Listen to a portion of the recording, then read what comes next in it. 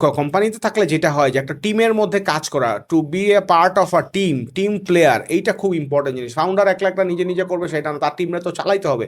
So এই জিনিসটা শেখা। তারপরে কমিউনিকেশনের কথা, হ্যাঁ, বস ভাই, তারপরে স্যার ম্যাডাম নামের পরে তো একটা আপু, ভাই দিতে হয়। হ্যাঁ এইগুলা বলা। তারপর আপনি এই যে হোয়াটসঅ্যাপে যে আপনি কমিউনিকেট করতেছেন, আপনি কি নর্মাল বাংলায় লিখতেছেন না ভাঙাচোরা লিখতেছেন না বাংলিশ লিখতেছেন না ইংলিশ লিখতেছেন, এইটা। তারপরে to have a proper profile picture in your social media and আপনার কোম্পানির আপনার যেটা থাকে, হ্যাঁ, কোম্পানির যে অ্যাপটা থাকে সেটার মধ্যে, এইটা একটা ইম্পর্ট্যান্ট জিনিস। তারপরে বস যে বড় বড় ডিসিশন নিচ্ছে, মিটিং করতেছে, এই যে একটা ডিসিশন মেকিংয়ের যে ক্যাপাবিলিটি, এইভাবে যে নেওয়া যায়। তারপরে কোম্পানিতে যে অনেক সময় সিচুয়েশন হচ্ছে যে খুব টাইট আবার খুব ঢিলা, এই জিনিসটা বোঝা যায় এই সময় কোম্পানি কোন দিকে যায়, কীভাবে টিম ম্যানেজ করে। তারপরে এই যে স্যালারির যে একটা প্যারা, এমপ্লয়ীদের মধ্যে কী কী কাজ করে, হ্যাঁ, স্যালারি যারা দেয় তারা কীভাবে বুঝায় যে ঠিক আছে একটু দেরি হচ্ছে বা এটা হচ্ছে।